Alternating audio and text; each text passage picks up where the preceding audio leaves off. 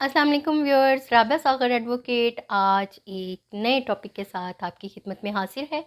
और आज का ये टॉपिक ख़ुसूसी तौर पर बहुत अहम है उन तमाम हज़रात के लिए जो बैंकिंग के शोबे से ताल्लुक़ रखते हैं, जो सरकारी मुलाज़मीन हैं, या वो तमाम लॉ एनफोर्समेंट के अदारे जो कि banking crimes, white collar crimes, या फिर जो स्पेशल किस्म के साइबर क्राइम जिनमें ख़ुसूसी तौर पर फाइनेंशियल ट्रांजैक्शंस का फ्रॉड होता है, उनको जो कंट्रोल कर रहे हैं, उन तमाम अदारों के लिए ये आज वीडियो बहुत ज़्यादा अहम है। मेरे वीडियोस को कानून के तालिबे इल्म, ओवरसीज़ पाकिस्तानी और आम सिटीज़न्स के साथ-साथ वो तमाम लोग भी बहुत गौर से देखते हैं जो कानूनी मामलात में इंटरेस्ट रखते हैं और ख़ुद को क्राइम से बचाना चाहते हैं और महफूज रखना चाहते हैं। और मेरे चैनल का मकसद भी यही है कि एक कानूनी आगाही जो है उसको डेवलप किया जा सके। वैसे ये तमाम चीज़ें जो मैं आप तक पहुंचाती हूँ ये कानून की किताबों में मौजूद हैं, लेकिन लोगों के पास पढ़ने का टाइम नहीं होता, और अगर वो पढ़ें तो उन्हें लॉ की लैंग्वेज समझ नहीं आती। इंग्लिश जो लिखी होती है उसमें भी थोड़ा लोग कंफ्यूज हो जाते हैं। तो मोस्टली मुझसे सवाल करते हैं कि मैम हमें कानून की कोई किताब रेकमेंड कर दें, लेकिन जब किताबें भी उन्हें रेकमेंड कर दी जाती हैं तो भी वो बाद में कहते हैं कि मैम हमें समझ नहीं आ रहा, आप इसका मतलब बता दें। तो आज का जो मेरा ख़ुसूसी तौर पर टॉपिक है वो वाइट कॉलर क्राइम के हिसाब से सिलेक्ट किया गया है। और ये आप जैसे जानते हैं कि तमाम टॉपिक्स जब सिलेक्ट किए जाते हैं तो हेल्पलाइन पे किए गए सवालात और हेल्पलाइन पे जाने गए जो मशावरत है उनको ख़ुसूसी तौर पर मद्देनज़र रखा जाता है, ताकि जिससे मुझे ये मालूम हो जाता है कि आजकल लोगों को किस तरह के प्रॉब्लम्स हैं, और उनको तमाम को कंसोलिडेट करके रिसर्च करके मैं आपके लिए आसान आम फहम ज़बान में वीडियो जो है वह बनाती हूँ, ताकि आप सब जो हैं इसको अच्छे तरीके से समझ सकें। तो viewers, financial crime, white collar crime, banking crime, ये तमाम वो क्राइम हैं जिनमें एक जो भी एक पर्सन है वो किसी अदारे का मुलाजिम है, चाहे वो बैंक है, चाहे वो गवर्नमेंट का कोई अदारा है, चाहे वो आम कैपेसिटी में कोई ऐसी ऑर्गेनाइजेशन में काम कर रहा है जहाँ पे बैंकिंग के फाइनेंस के जो मामलात हैं वो उसके इख्तियार में हैं, या फिर वो ऐसे रिकॉर्ड उसका कोई सुपीरियर है, उसका कोई सुपरवाइज़र है, उसका एम्प्लॉयर है जो कि ये तमाम मामलात को कंट्रोल में रख रहा है और इन तमाम चीज़ों को डील करता है, लेकिन वो कोई ख़ास पर्सन जो कि ये सारे क्राइम कर रहा है वो उस रिकॉर्ड के एक्सेस में है। अच्छा, सेकेंडली अब मैं आपको ये बताती चलूँ कि इन तमाम मामलात को डील करने के लिए जो अदालत है उसे बैंकिंग जराइम अदालत कहा जाता है, या उसे कहा जाता है ये एक स्पेशल कोर्ट है जिसे offences in respect of banks special court ordinance 1984 के तहत जो है वो नाफिज अमल किया गया है, और इसी के तहत जो बैंकिंग जराइम अदालतें हैं वो बनाई गई हैं। अब बज़ाहिर जैसे कि हर कोई समझ सकता है कि बैंकिंग जराइम जो अदालतें हैं वो सिर्फ़ बैंक से रिलेटेड काम करती हैं, लेकिन ऐसा नहीं है। ऐसे तमाम जो भी जराइम हैं जिनमें कोई दस्तावेज़ात, कोई मोहरें, कोई ऐसी चीज़ें इस्तेमाल की गई हैं, ऐसे डॉक्यूमेंट्स फ़ोर्ज्ड इस्तेमाल किए गए हैं या बनाए गए हैं, या उनको अटेस्ट किया गया है किसी डॉक्यूमेंट को, जिनसे कोई फ्रॉड किस्म की फ़ोर्ज्ड ट्रांज़ैक्शन जो है वो की गई है, फ़ाइनेंशियल ट्रांज़ैक्शन। तो वो जो तमाम जो जराइम हैं वो बैंकिंग की जो ख़ुसूसी अदालत है, जिसे बैंकिंग जराइम अदालत कहा जाता है, ख़ुसूसी अदालत कहा जाता है, उसके ज़ेर असर आते हैं। अब मैं आपको ये बताती हूँ कि ये जो ऑर्डिनेंस है 1984 का, इसके तहत जो कौन-कौन से केसेस का जो ट्रायल है वो इन अदालतों में हो सकता है। तो बैंकिंग स्पेशल कोर्ट्स ऑर्डिनेंस 1984 के सेक्शन 2 के मुताबिक जो पाकिस्तान पिनल कोड में जो शेड्यूल 1 के जितने भी जराइम हैं वो इस खसूसी अदालत में समाअत किए जाएंगे। और इसके साथ साथ जो ऑर्डिनेंस का सेक्शन 6 सब सेक्शन 2 जो है वो ये वाज़े करता है कि जो सेकंड स्केजुअल है पाकिस्तान पिनल कोड का उसके तहत आने वाले भी जितने जराइम हैं वो भी इस खसूसी अदालत में जो हैं वो समाअत किए जाएंगे, उनका ट्रायल इस खसूसी अदालत में होगा। अब मैं आपको थोड़ा स्केजुअल का बता दूं कि ये जो स्केजुअल 2 है, सेकंड स्केजुअल है, इसमें कौन कौन से जो जराइम हैं वो आते हैं, तो मैं थोड़ी आपको तफसील उसकी भी बता दूंगी। इसमें ताज़ीरात पाकिस्तान यानी कि पाकिस्तान पिनल कोड के सेक्शन 402, 403, 406, 408, 409, 467, 468, 471, 472, 473, 475 और 477 ए जो है वो स्केजुअल 2 के जुराइम में शामिल किए गए हैं ये तमाम सेक्शन। और इन तमाम सेक्शंस के तहत जब कोई एफआईआर होती है तो उसका जो ट्रायल है वो बैंकिंग जराइम कोर्ट में जो है वो पेश किया जाता है और इख्तियार समाअत बैंकिंग जराइम की जो खसूसी अदालत है उसको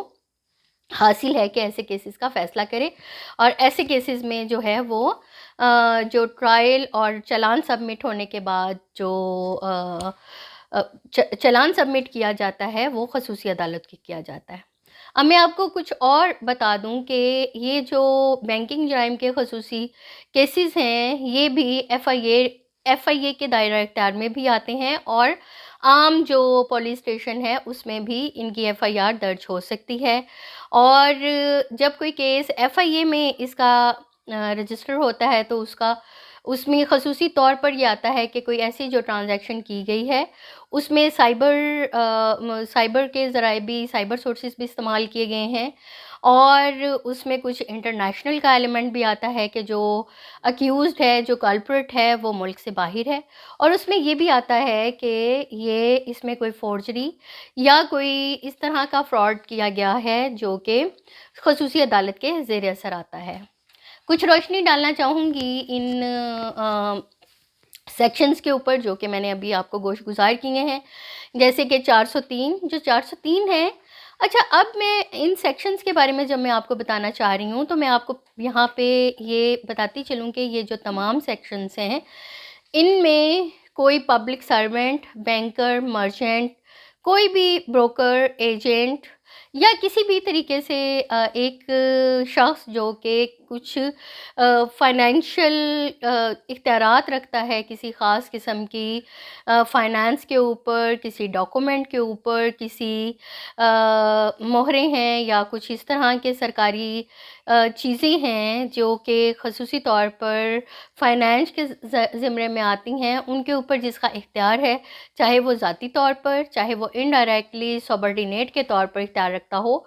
तो ये सारे जो जराइम हैं ये सेक्शन उन्हीं से रेलेवेंट है। अब 403 सेक्शन की बात करते हैं पाकिस्तान पिनल कोड। ये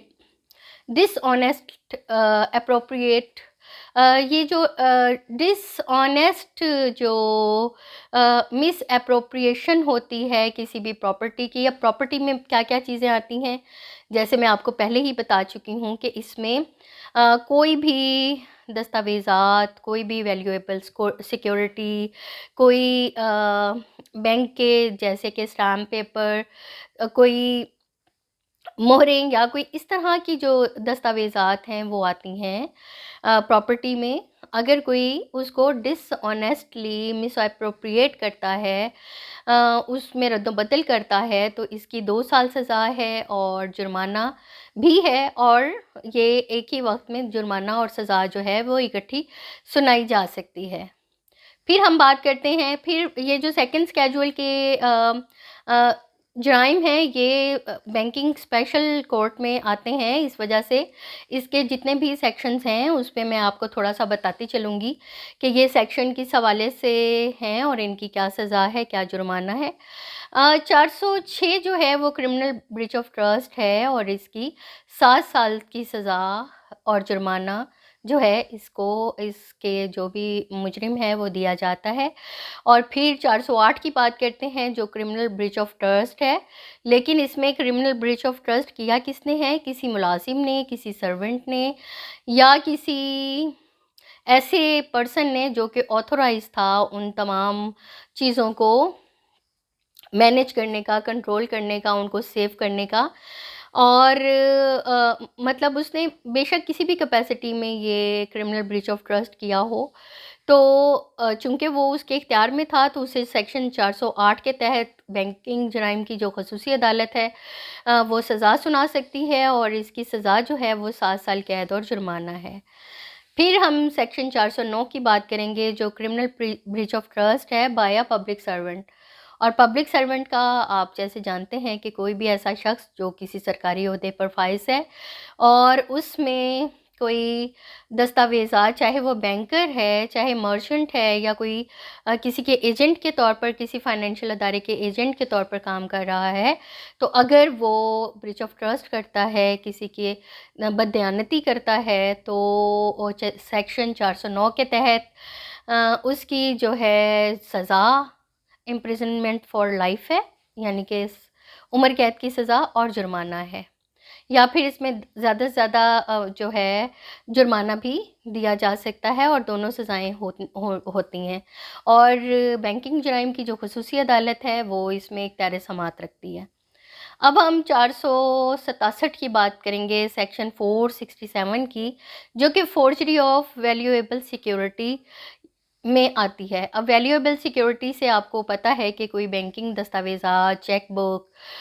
श्योरिटी बॉन्ड या फिर कोई स्टैम्प पेपर वगैरह जो भी जो कि एक सिक्योरिटी के तौर पे होते हैं, वो कोई इंटरेस्ट हो सकता है, डिविडेंड हो सकता है, कोई सेविंग सर्टिफिकेट हो सकता है। किसी भी तरीके से वैल्यूएबल जो सिक्योरिटी के तहत आती है, ऐसी तमाम दस्तावेज़ात में अगर कोई फ़ोर्जरी करता है, तो ये जो फ़ोर्जरी है ये सेक्शन 467 पाकिस्तान पिनल कोड के तहत आती है और इसकी सज़ा 7 साल कैद और जुर्माना है। अब हम बात करते हैं सेक्शन 468 468 की, जो कि forgery for purpose of cheating, यानी कि आपने फोर्जरी की है, किसी दस्तावेज़ात को फोर्ज किया है, एक गलत दस्तावेज़ बनाई है, एक जाली दस्तावेज़ बनाई है और उसका जो मकसद है वो किसी को धोखा देना है, तो इसकी भी जो सज़ा है वो 7 साल कैद और जुर्माना है। और दायरा इख्तियार इसका जो खसूसी अदालत है बैंकिंग जराइम कोर्ट, उसको इसका इख्तियार समाअत हासिल है। अब 471 है जो कि एक गलत डॉक्यूमेंट को जेन्युइन के तौर पर पेश करना, यानी कि एक शख्स है जो कि जानता है, उसको पूरा इदराक है कि वो जो दस्तावेज़ किसी के सामने पेश कर रहा है वो झूठी दस्तावेज़ है, वो फोर्ज दस्तावेज़ है, लेकिन फिर भी वो जो दस्तावेज़ है उसको वो एक अपने मकासद के लिए, अपनी कोई फाइनेंशियल डिज़ायर को पूरा करने के लिए उसको इस्तेमाल करता है। तो इसके तहत 471 के तहत खसूसी अदालत को ये इख्तियार समाअत हासिल है और इसकी जो सज़ा है वो 7 साल कैद और जुर्माना है। अब 473 की बात करते हैं कि कोई ऐसी काउंटरफीट आपने बनाई है, एक कोई प्लेट बना ली है, कोई सील बना ली है जिसको मोहर भी कहा जाता है, कोई और दस्तावेज़ात आपने तैयार किया है, उसको प्रोसेस किया, उसे मेक किया है और उसका मकसद क्या है कि आप उसे धोखाधड़ी के लिए इस्तेमाल करना चाहते हैं। जो भी ऐसे मज़मूम मकासद रखते हैं लोग फाइनेंशियल फ़ायदे के लिए, अपने कुछ माली फ़वाइद हासिल करने के लिए, तो 473 के तहत जो दफ़ा है पाकिस्तान पिनल कोड की, उसके तहत इसकी 7 सज़ा और जुर्माना है। और अगर ये जराइम किसी बैंकिंग एहलकार ने किए हैं या जिस भी तरीके से किए गए हैं, इसको खसूसी अदालत में सेकंड स्केड्यूल के मुताबिक, पाकिस्तान पीनल कोड के सेकंड स्केड्यूल के मुताबिक खसूसी अदालत को इसमें इख्तियार समाअत हासिल है। अब हम 475 की बात करते हैं कि किसी दस्तावेज़ को जो गलत है उसको आपने सही तौर पे करके उसे इस्तेमाल किया है, यानी कि कोई काउंटरफीट डिवाइस है, कोई मार्क है, कोई और वो ऐसा खसूसी निशान है जिसको समझा जाता है, आम तौर पर ये कंसीडर किया जाता है कि अगर ये निशान किसी दस्तावेज़ पे होगा तो वो 100% जेन्युइन होगी। तो ऐसी अटेस्टेशन को, ऐसी ऑथेंटिकेशन को किसी शख्स ने एक गलत दस्तावेज़ के ऊपर इम्पोज़ किया है लोगों को धोखा देने के लिए। तो 475 के तहत इसकी भी जो सज़ा है वो 7 साल और सज़ा और जुर्माना जो है वो दिया जा सकता है। 477A यानी कि फ़ाल्सिफिकेशन ऑफ अकाउंट, ऐसी मतलब जो